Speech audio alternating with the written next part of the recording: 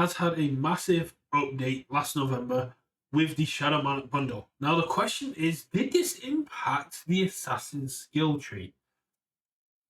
The Shadow Monarch skill tree being 4 levels, being damage focused, allowing you to have a sense of, allowing you to access a pseudo increased hand size from level 1, and level 4 being an absolutely devastating amount of damage, with 2 and 3 being more defensive focused, was very cool.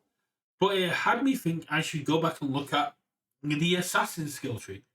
Is there anything in this kind of Assassin skill tree that gets better because of what we're seeing with the Sung Jinwoo Shadow Monarch bundle? And the big one to talk about straight away is grinding over time. Grinding over time is a 4 cost, 5 control, 0 mid breaker 1 that has enhanced level up. Enhance your turn, you get to level up. You can only play one of these in a turn, and it has response. After this is removed from your hand, build it transform. Now, if you play this as an action to level up, you don't get the high arc soldier. You're not going to break me, right? That doesn't do that, does it? Yeah, it's still built in. No, It's not a shift. No, it's not a shift. You're right. It isn't a shift. It doesn't have that keyword. So if you play as an action, it goes to discard. And if you move from your hand, which is more ideal, you get your backup, which is very solid. This added more speed and urgency to being able to get to that 6th level quite quickly, because you could play this. You could use double dungeon, and you then could remove a card from your hand or stage, and you could be at, say, level 3, level 4 very early.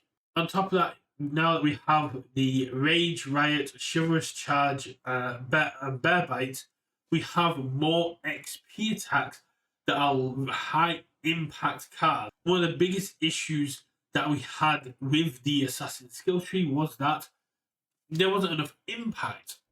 Everything was kind of predetermined. There's now a lot more impact you can have, and also the fact that level 6 let you pick up any kind of removed XP card, but there wasn't a lot of lows. Chivalrous Charge helps us fix that. This is an XP card low that you can pick up and have a lot of fun with, and utilize its abilities for speed. And then if you need to block it, you have a low block there ready to go. Let's adequate English to hand for my move pile. So I thought I would try this deck out. I built a deck specifically designed to try to get to level 6 as quickly as possible, utilizing the new backups with things like a Night's Rest, playing around the fact that I need to utilize actions with things like Jaunty Trickster, which allows me to play this non-attack card, flip Jaunty Trickster, and then have it not count towards progressive for the rest of the turn. Also, things like Force and Spender allow me to kick it after I play my first attack. And then things like Weapons Clash, designed to reduce the damage I'm taking. Desperate Plea allow me to utilize my opponent's aggression for more resources. Fateful Decision, Keiko's Aid, utilizing more blocking power, shutting down my opponent's aggression quite early by increasing the amount of breaker that my opponent's now suffering. Pass. Breaker 1.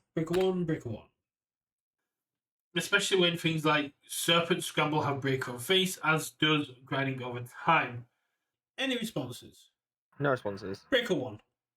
Any response to Breaker 1? Yeah. Cool. Breaker 1. I'll tell it'll be Breaker 2 in total. Breaker 3, because this says Breaker 1 on face. Oh, does it? Oh, that's fair.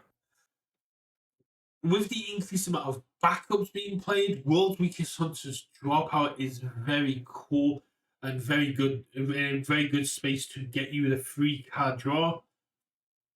Cool. Igris will go to 1. Cool, I'll draw 3 cards. Wolf Assassin is a great way to pick up more cards and extend your build. And Determined Cut just lets while I'm playing this attack, my opponent cannot enhance, they will just get burned. It's very cool. Got -2 speed from Caduceus. Lose a health. That's completely fine. +3 speed from Sung Jinwoo. -2 speed from Danger Sense. I'll lose my health. I will pass. I will also pass. I will block on a 5. Check. Did this work? Yes, but the matchup was skewed. I took this in against Caduceus Clay. a deck that is going to be very slow and needing to set up. And we had one game and it lasted about an hour. And all we did was they played foundations and backups. I played attacks, killed their backups, and played more foundations. Because it was essentially 6 hand size versus 5 hand size, I was able to utilize it a little bit more and get out the win. The big thing for me is the assassin skill tree just isn't that impactful. Murderous Intent being a once per turn to reduce an attack down to 0 speed is the only real defensive piece on there. Stealth allowed me to change zone was great because I could utilize that defensively. Ruler's Authority, once I hit level 6, it was game over anyway. But the Assassin's skill tree is more offensive but lacking in true power. I do think the Shadow Monarch bundle has made it a lot more playable, but when you compare it to the Shadow Monarch skill tree, where you can give any attack -2 speed and draw a card from destroying a foundation. You can give one attack minus ridiculous damage. You can pick things up from your discard immediately. The critical attack, just giving weapons +1 for each attack in your card pool, is very cool. Only one attack getting +3 speed is very weird for level 3. I think this skill tree is very underpowered. And although grinding over time can help you get to 6 a lot quicker, it's still not quick enough for me to say that this is meta relevant.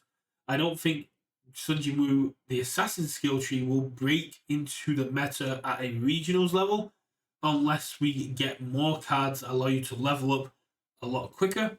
But I think the Shadow Monarch is going to get a lot more better the more people play with it. But I think the assassin skill tree just isn't there yet. I absolutely love it, and I had a lot of fun in the game.